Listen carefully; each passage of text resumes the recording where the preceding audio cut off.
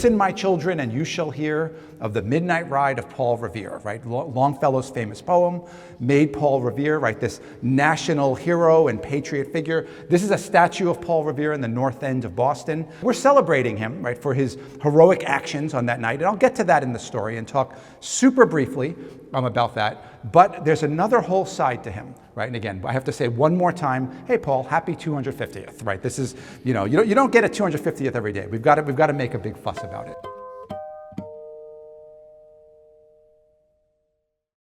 Hi, everyone, and welcome to the Charles River Museum of Industry and Innovation. My name is Steve Guerrero, and I'm the Director of Education here at the museum. I'm really excited for tonight's talk and to welcome you into our space. Who is here at the museum for the first time? All right, awesome. We hope you come back. So you are sitting in the power plant of the old Boston manufacturing textile mill, founded by Francis Cabot Lowell in 1814. If you came here around 1911, this building would have been full of vertical steam boilers powering an entire mill's worth of machinery. But right now, we're lucky enough to have our museum here that tells the story of the American Industrial Revolution, very fitting for tonight's talk. So for tonight, I'm really excited to welcome Rob Martello. Rob is a professor at Olin College of Engineering and is a professor of history and the science and technology there. He's also a well-regarded scholar on the subject of Paul Revere, which is a very timely topic in the year we're celebrating the 250th of the American Revolution. Without further ado, I would love to welcome Rob. Thank you. Well, thank you all so much. Thank you for such a great introduction and for introducing us to this space. I have to say, I've given this talk a large number of times, never in a location as exciting as this. And in fact, I was tempted to ride into this talk on this steam engine here, just to sort of like pilot it up and, or emerge from the phone booth back there, right? There's just no shortage of excitement around me right now. And that's really fitting for this subject. So I am just thrilled to be here. And thank you so much for turning up. I really love local history. There's something really fun about getting a bunch of lovers of history together. And I'm going to talk a little bit about Paul Revere today, as you suspect. And let's see if I could show you a different side to Paul Revere. So I'm calling this Paul Revere's Ride from Patriot to Manufacturing Pioneer. But first, Paul asked me to give you a message. He wanted just to thank this museum, right, for hosting this talk, right? And I had to thank him. As we just heard, this is a big year, right, for Paul Revere fans such as myself. The 250th anniversary of his midnight ride was just a few weeks ago, April 18th, and so this makes this even more exciting that we can sort of commemorate that. And as you're going to see, I'm really excited to talk about his patriotic activities as well. I am not here to diminish those in any way. Everything that you might think was important about his midnight ride is true. We could talk about that a little bit more if you want in the questions later. But I have another side of Paul Revere that I think you'll enjoy at least as much. So again, listen, my children, and you shall hear of the midnight ride of Paul Revere, right? Longfellow's famous poem made Paul Revere, right? This national hero and patriot figure. This is a statue of Paul Revere in the north end of Boston. And I'm a little sad I didn't take it from slightly different angle, because then I would have had the Old North Church in the background. I think I have a better photo later that does show the Old North Church. So we're celebrating him, right, for his heroic actions on that night. And I'll get to that in the story and talk super briefly about that. But there's another whole side to him, right? And again, I have to say one more time, hey, Paul, happy 250th, right? This is, you don't get a 250th every day. We've got to make a big fuss about it. Okay, but let's get started. I want to just back up and let's start my story in the Boston of Paul Revere's youth. This is a really cool engraving, actually. So this is an engraving that's a little later than Paul Revere's youth. Paul Revere was born in 1735. This is an engraving from 1775, and you might notice that because there are some redcoats, right, leaving on warships and coming to occupy the Sound of Boston.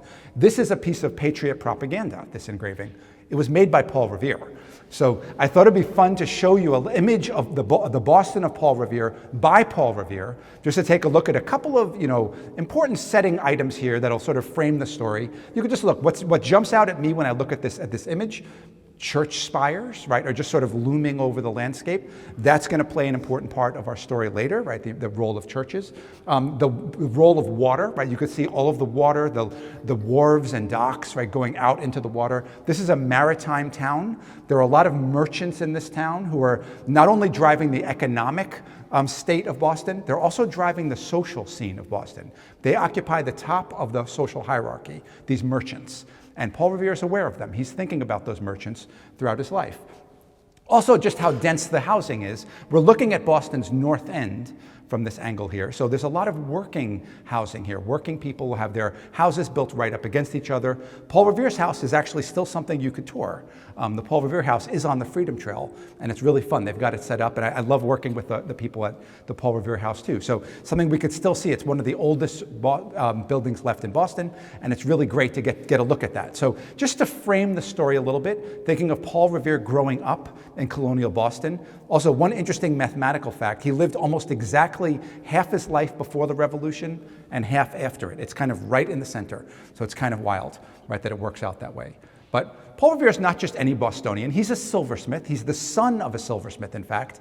And I love to say his father's name was Apollos Revere. And he was an immigrant from France. He was a Huguenot.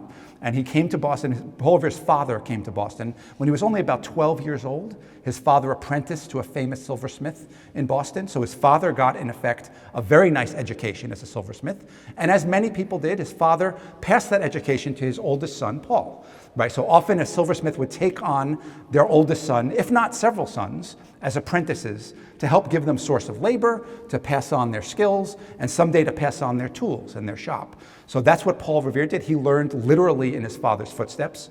And his father's name, as I said, was Apollos Revere. But there's a very funny, his father changed his name actually to Paul Revere, right, in the early days. And there's a letter from the Paul Revere that I'm talking about to some of his relatives in France saying, yes, you know my father, he was Apollos Revere, but he changed his name in Boston to Paul Revere. And the exact quote is, so the bumpkins here can pronounce it properly, right? So he must have gotten tired. And I'm disappointed. I love the name Apollos Revere, right? I'm kind of sad. I wanted him to keep that, right? But that's okay, right? So the Paul Revere I'm talking about is technically Paul Revere Jr. And so he's growing up, the son of a silversmith, working in the silver shop, taking on increasingly complex tasks. Paul Revere actually was thrust into a position of management earlier than expected because he never finished his apprenticeship. His father passed away when Paul was only 19 years old. So Paul had about another 2 years, more like a year and a half left on his apprenticeship to fill out. This was one of the biggest fictions in Boston at the time. Paul had no one to train him and had to start operating the shop in his own name to support his mother and his siblings and his family. And so technically this was illegal. He was not yet graduated as an apprentice. No one wanted to do this to the Revere family. So there was a fiction that Paul Revere's mother was taking over the shop. And everyone was saying, oh, Mrs. Revere, she's an adult. Okay, she's running the shop, not the apprentice. No one for a minute would have thought she was actually working in the shop. But this kind of kept them going for a year and a half. It let him practice. Eventually then he graduated at the age of 21 when his apprenticeship term ended, and he became a practicing silversmith, making objects sort of like the ones I'm showing here. He was extremely versatile in his career. And I was talking to some of the folks here at the museum saying, if you walked into Paul Revere's shop at any point and said, Mr. Revere, I have a question. Are you able to make, he would probably cut you off right there and say yes. And then say, okay, now what do you want, right? Because he never would say no to a sale. He'd say, I'm gonna figure out how to do what you want me to do. So most of his objects are the very simple flatware, spoons, buckles, this utilitarian, smaller, more affordable items that most of the people in Boston could buy. His favorite items were coffee sets, tea sets, right? Big, ornate, multi-piece, sets that would earn him more income and took more skill.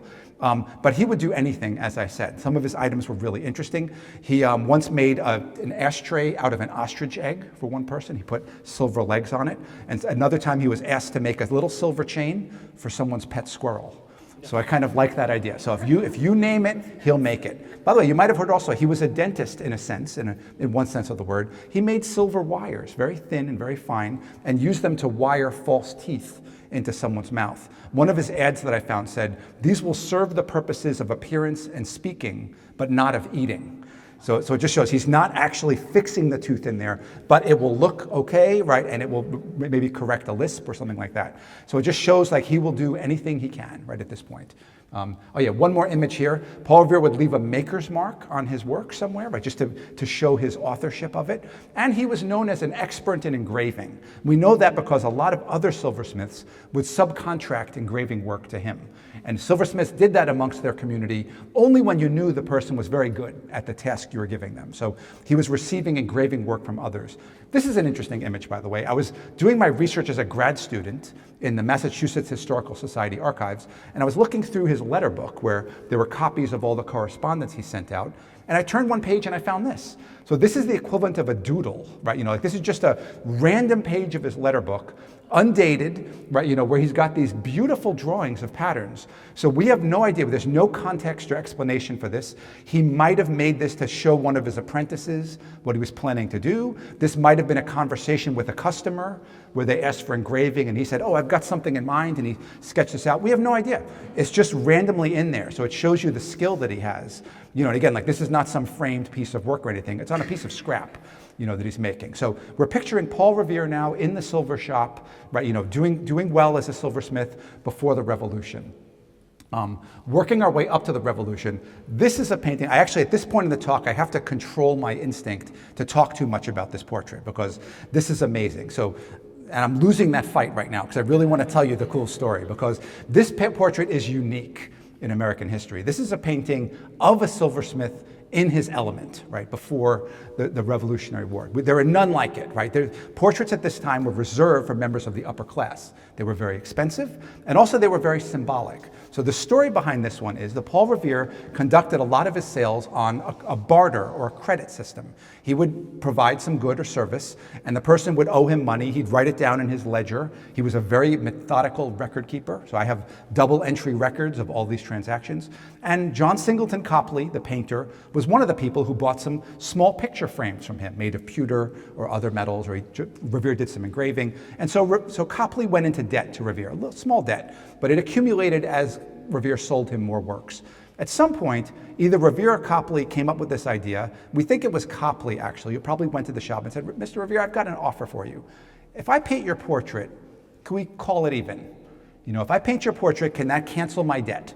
The portrait in exchange for everything I bought for you. And Revere said yes. Right, so it was a single transaction. Right? One portrait equals all the stuff I've sold to you.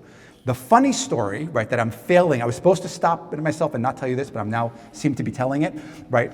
I heard a rumor when I was a grad student that Paul Revere's wife and family hated this portrait when it was shown to him. He probably didn't hate it, he posed for it, right? He probably knew what was going on.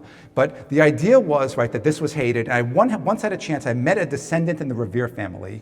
I think it was Paul Revere's great, five greats grandson, right? And I said, Mr. Revere, I heard a rumor, maybe your family talks about this at all, right? That the family hated this portrait. And he said to me, son, let me tell you something. Not only did his wife hate it, she made him put it in the attic, and it was only discovered later when the grandkids were up there shooting spitballs at it, right? Using it for target practice.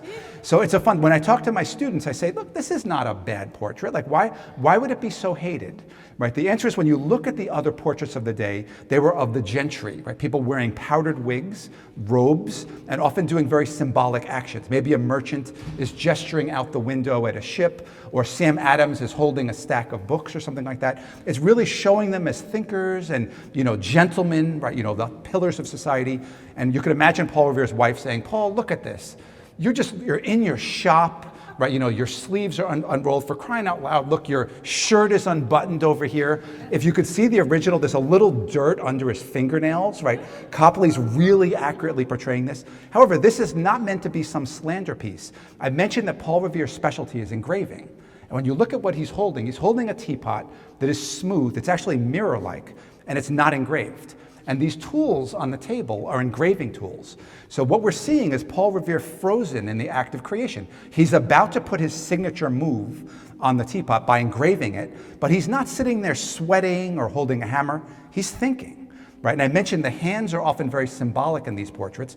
We're seeing one hand on the work and one hand on his head, right? We're drawing attention, right, to the thought and the object, right? So Copley is showing the craftsman as a real thinker, an artisan, right, an artist, right, someone using their mind, right, and not just their labor. And in fact, if you look carefully, you might actually say the hand of the artist is literally reflected in his work on this teapot, if you look at those fingers. So this is an unbelievably significant painting. And I say, if anyone here gets a chance to see the original in the Museum of Fine Arts, it's in a position of honor in the American wing. So I just want to urge you all to check it out here. This does not do it justice on the screen, but just to see how exciting that is to capture the craftsman. Okay, so now I've taken longer than I was supposed to on that, but I couldn't stop it. One historian called Paul Revere the handyman of the Revolution. So he was a member of the Patriot resistance, and the Patriots turned to him repeatedly when they had a job needing some special insight or skill. He was asked to do engravings, such as the Boston Massacre publicity engraving here. This is Patriot propaganda showing off the Boston Massacre in a very negative light for the Redcoats. So the Patriots wanted to rush this image out there. He did other engravings like this too. In fact, the map of Boston that I showed you was one of those. He also engraved currency notes for the Commonwealth of Massachusetts. Basically promissory notes, or IOUs, we might think of them, ways of sort of paying debts with a printed note, right, that could later be redeemed for payment after the war when the finances were better. In addition to that, he was asked at one point to help set up a cannon foundry, right, so to help learn how to set up a manufactory to learn to cast cannon. He was very good at figuring that out. And he also was asked to go to Philadelphia, look at a gunpowder mill, and then set one up here in the Massachusetts area. So time and time again, the Patriot leadership is saying, Mr. Revere, we've got something, we need someone to figure it out. I think you could do a good job. He's a really sharp man. He's very innovative, he's very entrepreneurial, as we could see. He's looking for opportunities, and he's able to make things work and figure them out. So time and time again, he's doing patriotic service. Now, we know the biggest patriotic service, right, that he's done is the famous Midnight Ride of Paul Revere. I'd be delighted to talk more about that if you'd like during the question and answers. This time I am showing a little bit of control, right, because I could talk more, but I'm going to get to what he worked with in his shop after the Revolution. But you are welcome to ask me more questions if you want to review anything cool about the Midnight Ride. What I will say about it now that's relevant to what I'm talking about is that as a silversmith, he was very well positioned to be a midnight rider. He was basically a connector throughout society. So he was an artisan. That meant he was a member of the working classes, but silversmiths were the pinnacle of the artisan hierarchy. Silversmiths had the most skill. Some would argue printers were similarly skilled, right? So that's a debatable point. But silversmiths had to use a lot of skill to do all this engraving, all this judgment work, and they needed a lot of capital, a lot of investment money to buy the silver, the equipment, right, the training, right? This was something that not every artisan was able to do. So they were very high up in the artisan hierarchy, and they sold a lot of their most expensive work to members of the upper classes, those merchants that I mentioned before. So you can imagine the upper class leadership of the Patriot movement saying, oh, we know Revere. Yeah, he's very responsible, right?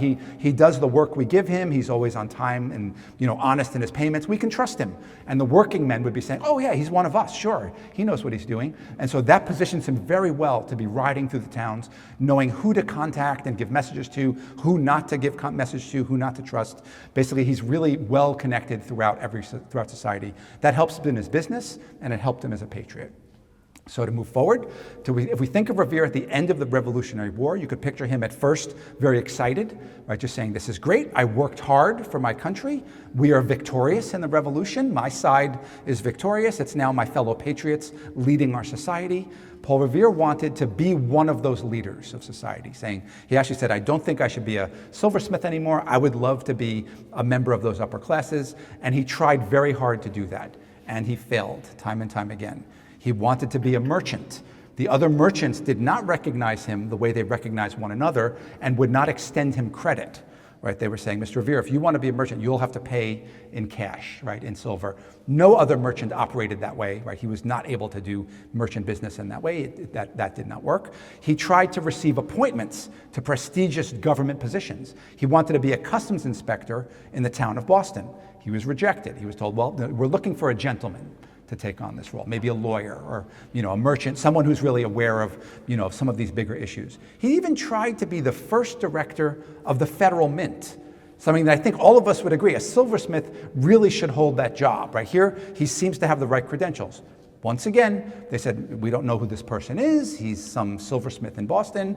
No, thank you. We'll find someone else. Time and time again, he failed. We see in his correspondence, he's a little disappointed, right? Saying, well, I guess I'm well off, I guess for a tradesman, right? He's kind of putting down his role a little bit. So he returns to the silver shop, not really what he wanted to be doing. And I argue this is where a lot of his Patriot service starts to really appear. So I love to see the Patriot at work, right, back in the manufactory. So first of all, just a quick image to show you the silver style is changing after the revolution. We're seeing now what's called Federalist style silver, emphasis on symmetry, right, on almost mathematical elegance here. It's a beautiful style. Revere was very gifted in that. But more important for the story I'm telling, he imported one piece of equipment that actually would belong perfectly in this museum right here, right? This is great. He did not invent this. This was a known piece of equipment, so I don't want to give any false credit here, right? This was something that he just was the person in Boston to say, wait a minute, I need this. This is called a flatting mill.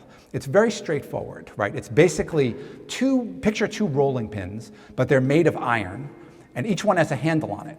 So the idea behind this piece of equipment is that Revere looked over his shop operations, as did all silversmiths, and he said, you know something, the operation that's taking most of our effort, by far, no contest, is simply taking a bar of silver and flattening it out into a sheet. Right? Most of our skilled workers are spending all their time hammering, measuring that sheet, polishing out the dents, right? Getting it of uniform thickness, right, and quality, so we can then do whatever we want. We can make it into a spoon, curve it, and make it into a mug or a cup or a teapot. But first you need a sheet. And you start with either a bar of silver, or you might start with just coins or old silver objects that be melted down into a bar and then flattened out with hammering into a sheet. So Revere very wisely said, if I could automate that part of the process, if I could have this mill quickly crank bars into sheets, then my skilled workers could do things that require the actual skill. They could be doing engraving and seaming and all the other operations. So this rolling mill works very simply. It's just, like I said, two rolling pins. You would position them with a screw on the top, so they have a small distance between them.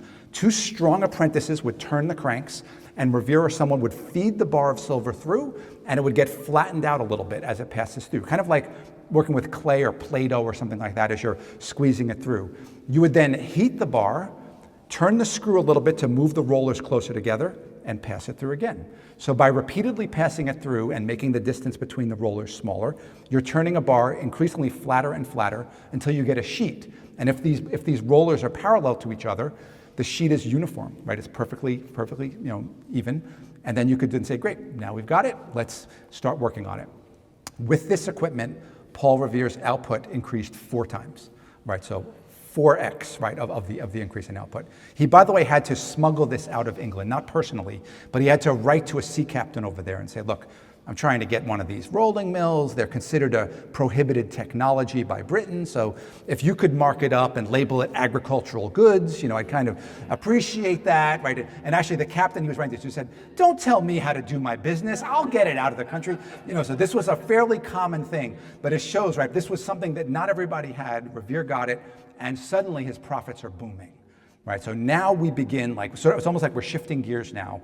Let's see what Revere does now that he's got a very successful and more profitable silver operation after the war. So he's thinking to himself, boy, I'm making a lot of profits now. This is great. But the silver market is only going to be so large in the town of Boston. There's only so much silver people need. I'm going to soon run out of clients here. Right? That can only take me so far. What might I do with these profits that I'm earning? And what other things might I make to expand my product line, because silver alone won't get me much farther than this.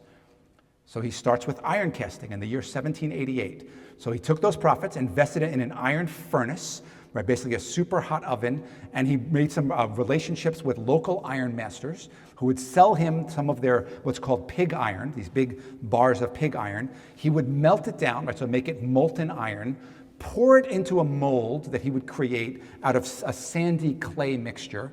The iron would cool, right? So if you pour, it's like making like an ice cube tray. Think of it that way, right? He's pouring the molten metal into some shape. It cools, it takes and solidifies, takes on that shape. He might file it down a little bit, work out the rough edges, and now he's got an iron object that he can sell. So he was not a blacksmith. He was not working the iron. He was casting the iron, but he was able to do things with the iron. He was able to make fairly large, simple objects. He made pieces of stoves, for example, In addition to just making pieces of stoves, there were things called fireplace backs. There's like a nice decorative piece of iron you'd put behind your fire and in front of the brickwork to protect the bricks and the mortar from the heat and the flames of your fire. Or window counterweights, or sometimes fireplace tools. So larger, fairly simple shaped items that what he was making. And now he's able to sell this, not just to the upper classes in Boston, but to a wide swath of the society. So he's reaching out now to a lot more people, right? The customer base is growing. In addition, he's starting to run his operations a little bit like a corporation. And what I mean by that is his oldest son, Paul Jr., right? So he had a son, he named him Paul. He had Paul Jr. take over the silver shop, right? So Paul Jr. was an apprentice. He, quote, graduated when his term was up. And Paul Revere that I'm talking about said, Paul, you keep running the silver shop. Let me know if there's a piece you need my help with. I can join in every now and then. I could do a little work there, but you keep the silver shop going, keep the profits flowing. I'm going to focus on iron, right? And so this is a fascinating trajectory. Oftentimes in these artisan families, it's the opposite. The father is producing, right, something the old-fashioned way, and the son is the one who says, Dad, I think we got to try something new. And the father might say, no, son, I know this way. Let's stick with the old. This time, Paul is having his son take over the first business as he moves on to the second one. So I'm really trying to show you the innovation we have here, right? The spirit. So now in 1788, in 1789, 1790, we're picturing a silver shop still running and an iron furnace making iron goods. So Paul's saying, great, what else can I do? I've got some goods now. Is there another product that I could find? The next one actually has a little bit of personal meaning for this location we're in now. He went into bronze bell casting at this point. He started in this business because the bell of his church cracked at one point. He was one of the members of the elders of the church. He was on the leadership council, and they said, look at this, the bell cracked. Okay, they had a meeting. They said, okay, well, I guess we need to take up a collection at the services, and we'll send away to England, as we always do, and buy a new bell from England. And Paul raised his hand and said, I've got an iron furnace. I bet I could learn how to make something out of bronze. Let me make the bell. I could do it a lot more cheaply, right, than sending it away to England and paying for transportation. Bronze bell making, right, is very complicated. Bells could be up to, actually the largest one was in Boston was 2,500 pounds, right? These are huge, right? This is different from anything he'd made before.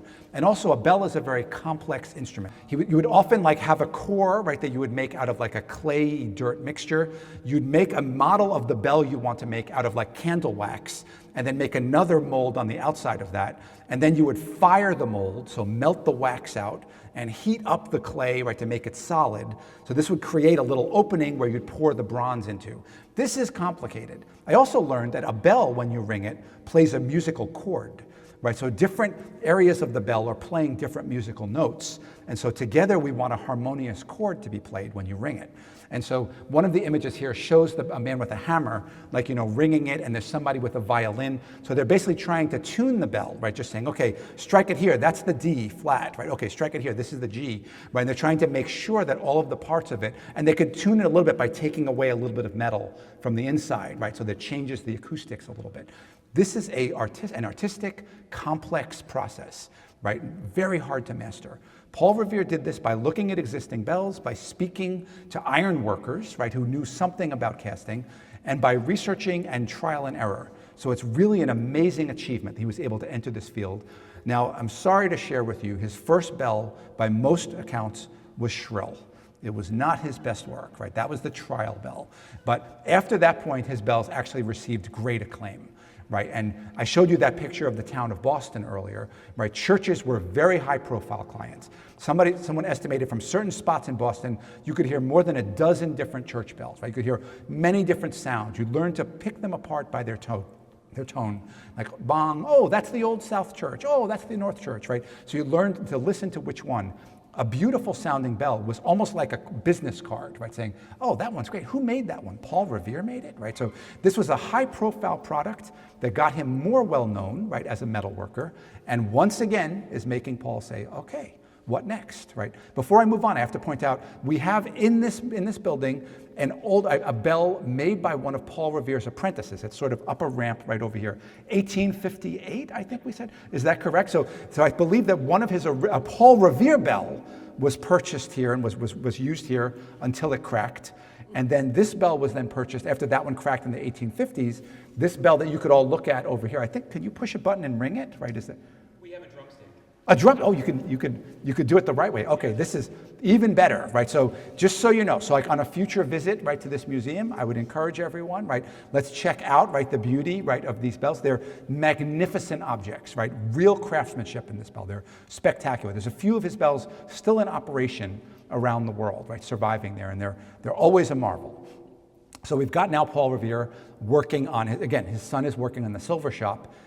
One of his next younger sons, named Joseph Warren Revere, was running the iron operations, while Paul is figuring out bells. So now we've got two sons running two different earlier operations, while the father moves on and figures out the new one. So of course, what does he say now? What else can I make? Okay, I need more products here, not enough. What else can I do? He really got excited about this next product I'm going to tell you, because inside him still beats the heart of a patriot. He still is looking for ways to help his country, right? By this point, he knows he will never be a successful merchant. He will never be appointed to a position. It's through his work that he might do this. So he began military contracting. In this case, the metal is the same. Bronze bells become bronze cannon. Of course, the operating conditions almost could not be more different. Right now we have gunpowder detonations, right? Oddly enough, the size is somewhat similar, right? These could go up to about 2,000 pounds, the size of the larger bells. And what he loved about this, as I mentioned, this is military contracting.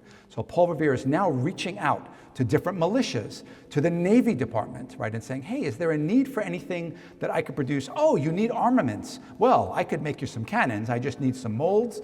Let me get to work. I would like to provide that service, right, to the country. He also loved, not only did he love military contracting because he's a patriot, he loved it because it's making him a lot of money, right? When he sells a church a bell, right, the best case scenario is they say, oh, we love it, thank you very much. And they're done, right? The bell is sold, they don't need another one. When the government says, we like your cannon, they say, we'd like 12 more, please. So he's saying, this is a deep-pocketed organization. I am working with like Navy yards and different groups here, trying to help the country. Is there anything else I can provide while I'm giving the government these cannon and these things? That led to something a little less glorious than some of the earlier products here. Just copper bolts and spikes. They're called fasteners. These are just like, smaller, just things that hold the timbers of a ship together. Right, so copper was often used there because they didn't want to use iron that would rust faster. Right, the copper might last a little longer. We have an almost endless need for these to hold together the timbers of ships. So the government would buy them by the ton. Right, and so Revere and his workmen started figuring out how to turn these out as fast as possible, right, how to manufacture many, many copper bolts and spikes. By now, my chronology has gotten us to 1795. So he's getting a little older by this point. He's 60, right? He's making now a big line of projects. Remember, every product I've mentioned is still working at this point. He's still making silver. He's still working with iron. He's still doing bells. He's still doing cannons. He's now also making copper bolts and spikes. At this point, I have only one more product to share with you. I call this one the Holy Grail, right? This is where at the end of his career, he's still writing letters. He's very entrepreneurial. He's always seeking the next item, saying, what else can I provide? Tell me your needs. Let me work with you. I want to find something I could do to help you. And he was perfectly positioned to offer one good that this time no other American was able to even conceive of making, and that's copper sheeting. Right, so first of all, I have an image of Paul Revere here in the year 1800. So this is 65-year-old Paul Revere. And I'm pretty confident this one would not be put in the attic. This is showing sort of like Paul Revere, the wealthy, successful man, right? It's a fine portrait. I don't love it 1/10 as much as the first one, right? That shows him in the act of creation. But here we have him. So I'm just trying to give you an image here. Paul Revere is 65. At a time when many people might be considering retiring at this time. Actually, by this point, mortality was such that you'd be kind of lucky to be alive at this age. But he is looking for more things to be doing. And so at one point, he wrote his letter saying, I could provide any goods that you need in the Navy Department. What can I do? What they needed was copper sheeting.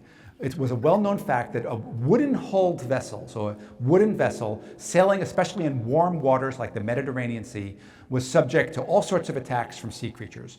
The least bad one was still bad, was barnacles. Right, so barnacles would glom onto the outside, that would stick to it. Once you have a bunch of barnacles on your hull, you sail it through some seaweed. Now you're dragging a mat of seaweed. Right, this would really slow down the ship. But that was not as bad as the other one called the Teredo shipworm.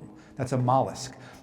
These sort of like a little mollusk would lay an egg. The egg would hatch into like this worm-like creature that would bore into the wooden hull, make a wooden hull ship like Swiss cheese, right? Just start eating its way through it. There'd be enormous numbers of these eggs. They would start destroying the outside of it. What would have to happen is a ship like this would have to go into dry dock every 3 years or so, which could take up to 6 months of time to basically use torches to burn out the mollusk, to replace lots of planking, right? Try and polish up everything. A lot of a government's navy would at any given time be on the land getting repaired, right, because of these problems. The British Navy was the first one to innovate the solution to this. They said, if we can take copper and form it into thin, malleable sheets, we can coat the outside of the ship below the waterline with these sheets. Copper is toxic to marine creatures. So if a barnacle or a shipworm sticks to it, they die, they fall off, right? So this is going to repel anything that's trying to grow on the outside of the ship. The copper will eventually get pitted and will eventually corrode and need to be replaced. That happens every 5 to 10 years, and it might take as little as 2 to 3 weeks. So remember, instead of every 3 years losing up to 6 months, every 5 to 10 years you lose 3 to 4 weeks. Much better prospect for your Navy, right? So this was the high tech of its age, right, this idea.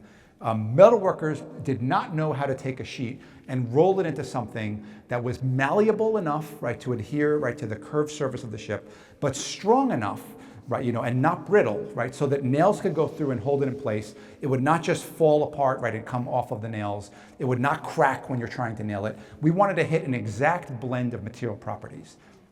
Remember, Paul Revere had been rolling silver into sheets for some time now. He understood this idea of work hardening and malleability and heating things, right, and hammering them to get the proper qualities. He wrote to the Secretary of the Navy, Benjamin Stoddert, was the first Secretary of the US Navy, and he said, Mr. Stoddert, I can provide those sheets. He said, by the way, if you'd like a character reference, you might want to ask the president, John Adams, right? He's a friend of mine, right? So for once, Paul actually had the right contact. His old friend from the Sons of Liberty was there in the White House at this time, right? Was able to be like, oh yeah, Paul, I know him, he's a good guy, right? So the Navy Department did something they were not actually technically supposed to do legally. They extended a loan to Paul Revere, $10,000, quite a lot of money for that time, saying, here you go, Revere, here's $10,000, use this to figure out how to roll copper into sheets. And then if you can do that, pay back the loan in copper. So Paul took that money, he bought some property in the town of Canton, south of Boston. He did that because there's a river, a small river, the Neponset River, flows through this property they purchased. If you picture that same little rolling mill I mentioned with the 2 hand cranks, he's saying, hand cranks won't do it anymore. I need water wheels. I need a source of strong power, constant power, to turn much bigger rollers, because the metal that I'm turning now is going to be copper that I'm rolling into sheets. But if I heat it and roll it just right, I can get that blend of properties. So this is, again, by the way, Paul Revere's sketch of his own property. So I love studying someone with such artistic skill, right? So he's drawing the river, he's showing the different buildings and properties right on the site. Some of these had mills on the water before, which was great for him. He could just use the water wheel itself, but just build instead his own rollers off of it. And long story short, he succeeded. So within less than a year of receiving that loan, he started turning out sheets, first like just a proof of concept sheet to show that he could do it, and then he started turning out consistently some rolled copper.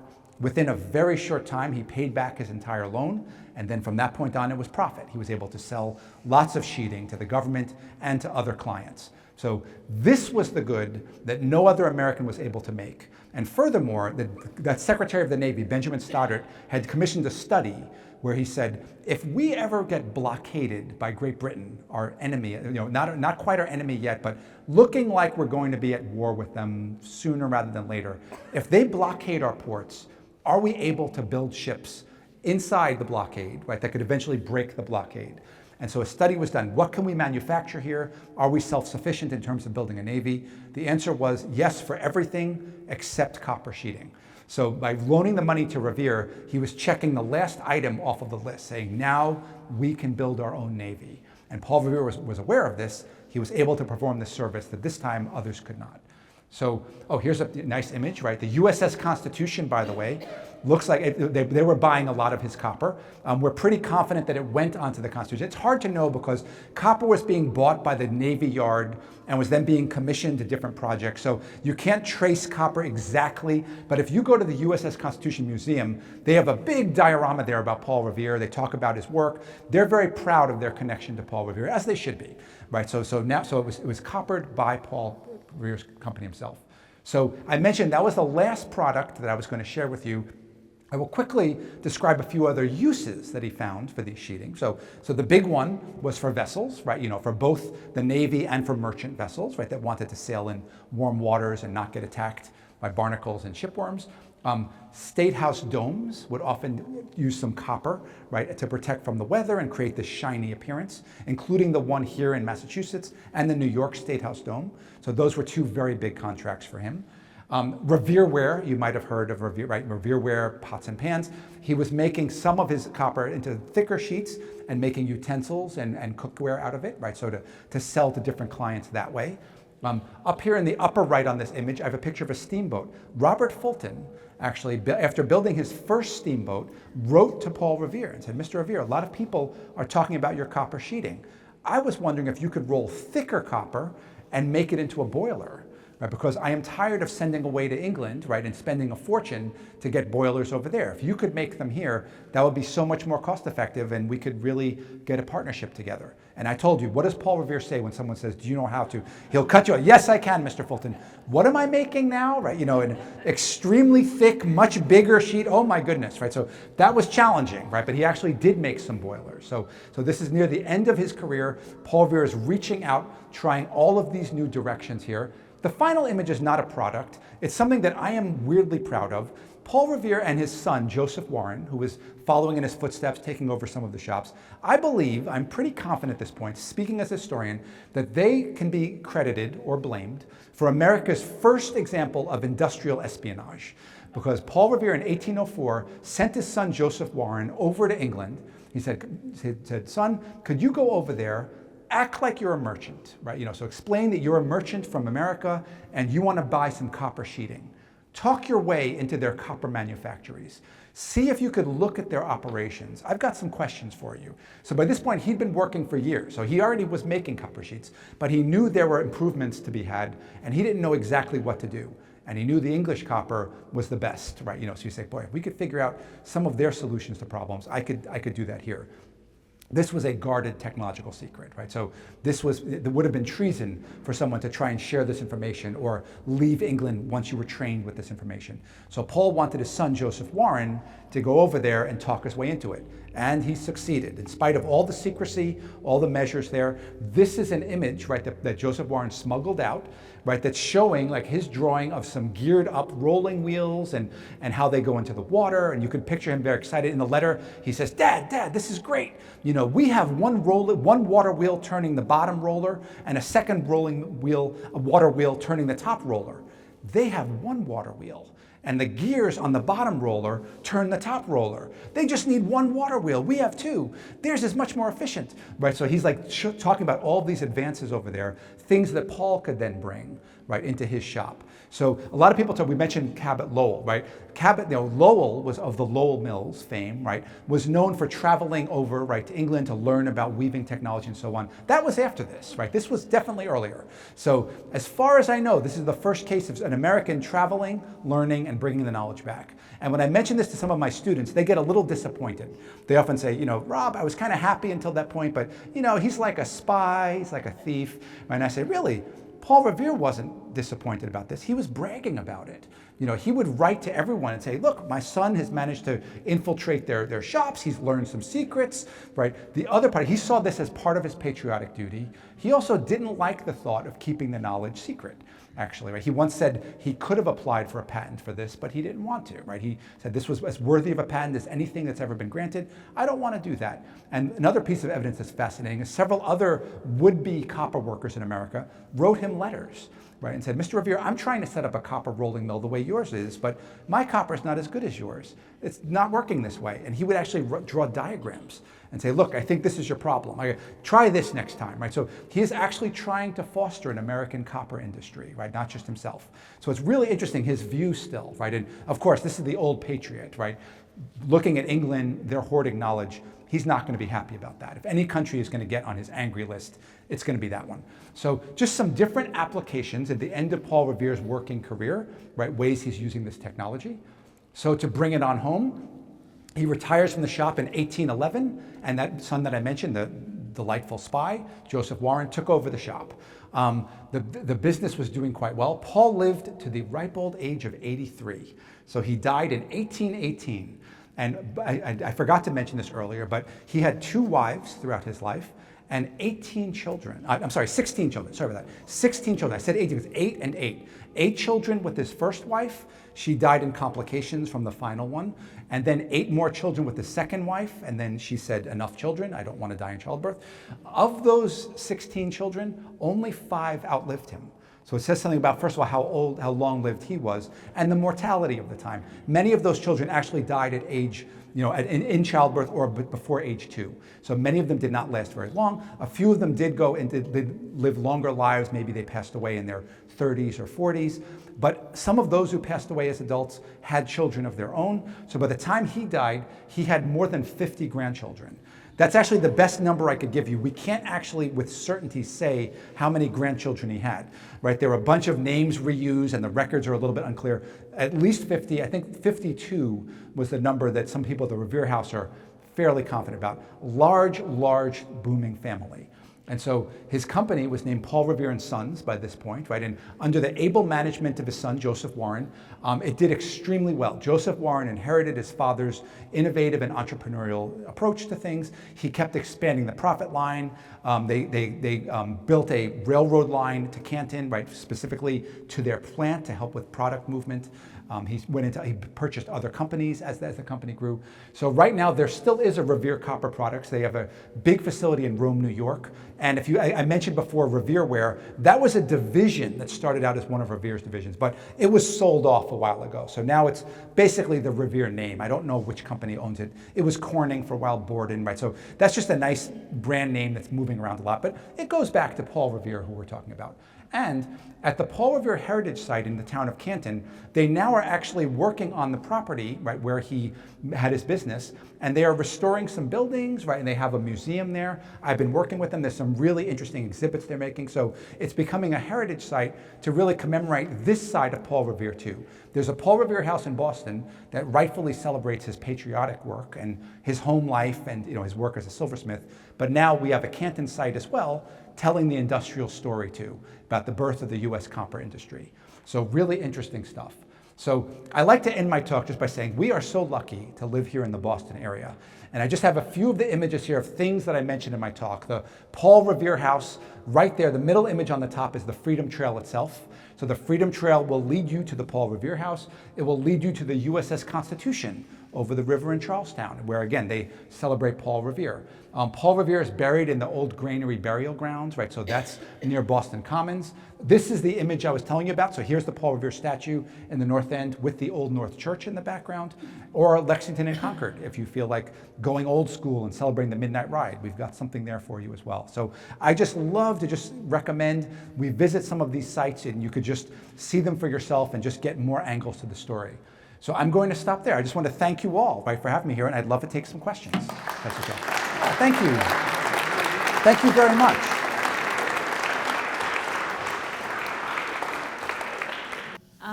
Before I came here to Waltham, I used to be in a church that had a Paul Revere bell. Oh my goodness. In, I think it was 1805. So Okay. there was all Paul Revere bell. Then it was like, when you got to, no, it was the workshop of Paul Revere. So that was at that point in history, his sons were doing the bells? At 1805, you're saying? Yeah. By 1805, it's more likely than not, right, that his son, he was still working occasionally in the shop at that point, but it was a model where there were sons running the different divisions, calling their dad in when needed. Yeah, so that's it. But it's hard. He would even occasionally go back to the silver shop. his very first trade and sort of work on a piece every now and then. So I like to use my imagination, say, maybe he worked on that one, right? You know, we have no way of knowing he didn't, right? He might have, right? So let's call it that. It's fair. It's from the Revere shop. They all say Paul Revere and Sons on the inside of the bell. So it's fair and square. It's a Revere bell. Thank you so much for this, Rob.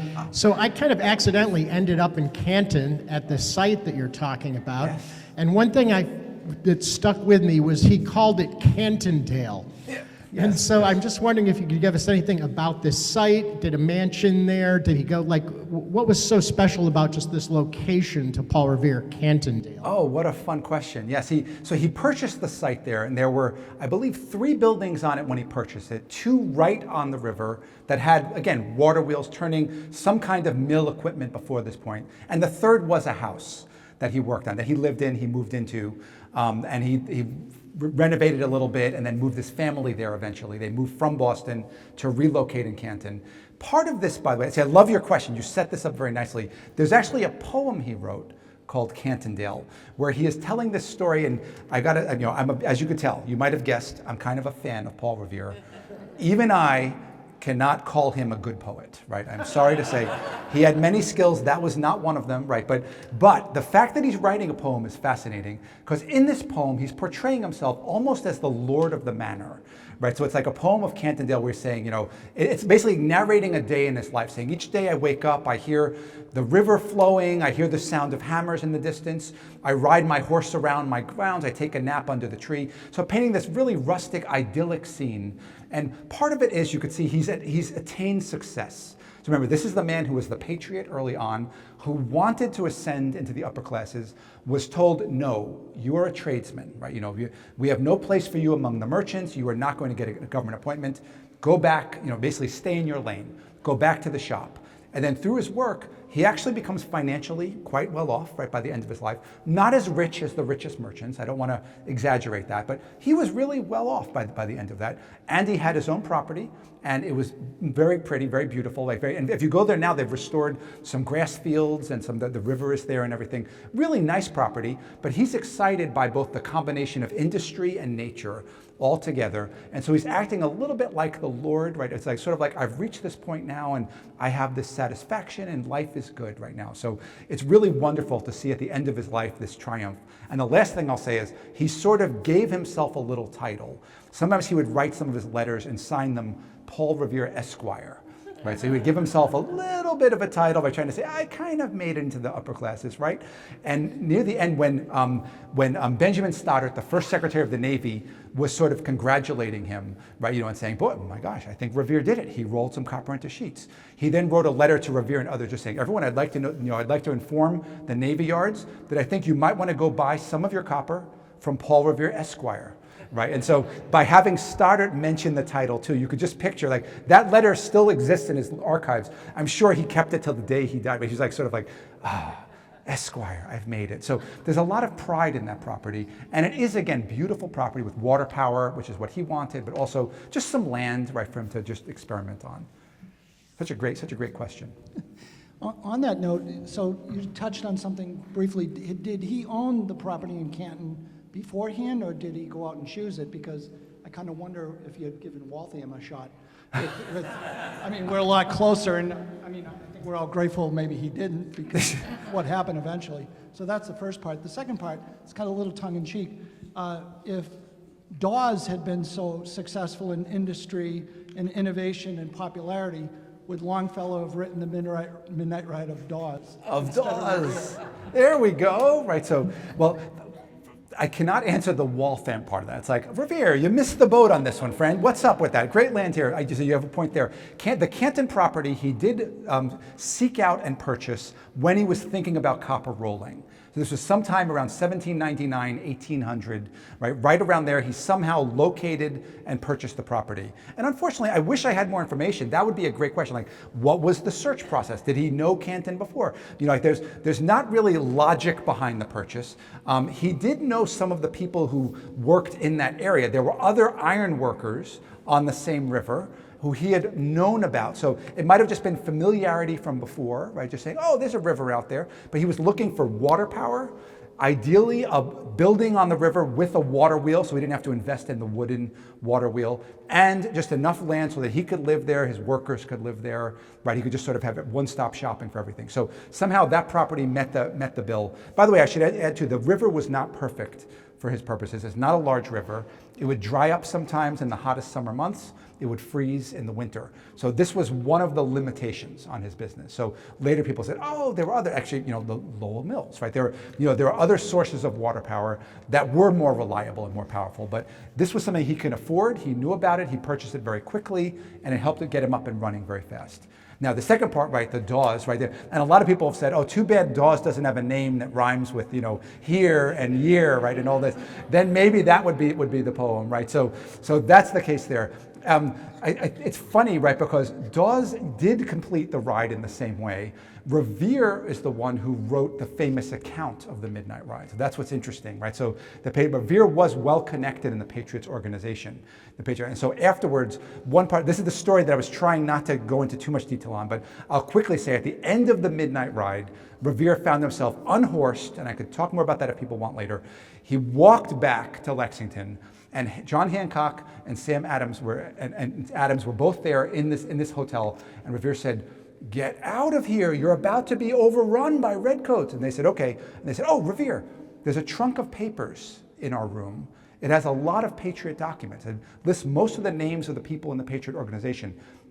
Please take that and hide it in the woods, right? If you don't bury that, right, and hide this somewhere, the redcoats might come here and find it, and then we're sunk, right? They'll find all of our people, all of our informants, right? You've got to do that. So Revere and another man picked up the trunk, walked through the lines of the militia. It's an amazing image, right? Where the 77 Minutemen were lining up on Lexington Green, and Revere sort of walked past them, behind them, into the woods. And later he was deposed by the Patriot leaders. And they said, Revere, can you tell us what happened? And he said, I was there in the beginning of the woods. We were digging a hole and covering this trunk with leaves. And I heard one shot ring out, followed by mayhem, by a battle. And that was it. That was the beginning. And then the Patriots said, oh, Mr. Revere. Well, that first shot, that was the redcoats, wasn't it? Right? Like they must have fired first, right? You heard them fire first, didn't you? And he said, well, no. I just heard one shot. I don't know where it came from. Yes, but wasn't it the redcoats? And then, to his credit, he said, I cannot tell you one way or the other. It was one shot. And then the Patriots said, got it. What we just heard is it was the redcoats, right? And they ran with that story. But his deposition, still, you could look at it online, actually, right? So he has his account of the famous Midnight Ride, and that kind of made it into posterity. So actually, like Longfellow, when doing his research, was able to look up and see Revere's own words. Then Longfellow, of course, changed the poem around, right, to make it a little bit cool. He put Revere on the other side of the river. He made some other changes, right? But he did get it that way there. So I just had to sneak in a little bit of the story there, because it is the 250th after all. Okay, do you have time for more questions? Yes, please. I've got a question for you. Was there a connection of the Holbrook Bell Foundry? It originally was a Medway, and then that's Millis now, to Paul Revere? Is there a connection, right, between that Bell Foundry and Paul Revere's? I do not know that offhand. I'm so sorry, right? That's when there might have been, there was a lot of fellowship among the workers of this time. In fact, we were just talking about the bell that's out here, right, in this museum, is made by an apprentice of Paul Revere who started his own, the Hooper bell, is it? The Hooper bell, right? And so but it's like, oh, unfortunately, it's not a Revere bell. Well, it's a Revere apprentice. That's pretty close, right? So I would not be surprised if this one. Unfortunately, I don't know offhand if there's a connection. Made about 9,000 church bells in the length of the foundry. I have heard the name. Yes, it's a very well. Yes, that's more than Revere did. Yes. Thank you. Yep. Thank you. Wish I knew more about that.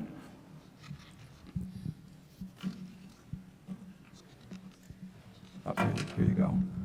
In my travels, I've seen Revere Copper Company cannon, Civil War era. Where would those have been built? Civil War era, you're saying? Yes, Yep. 12 pounders. I've seen at least Very exciting, right? 10 of these. Well, Joseph Warren Revere, Paul Revere, remember, lived to the age of 83. His son, Joseph Warren, lived to a very old age, too. I want to say 90, but don't quote me on that one. Very old. And he was, as I mentioned, a very skilled businessman, right? A very entrepreneurial.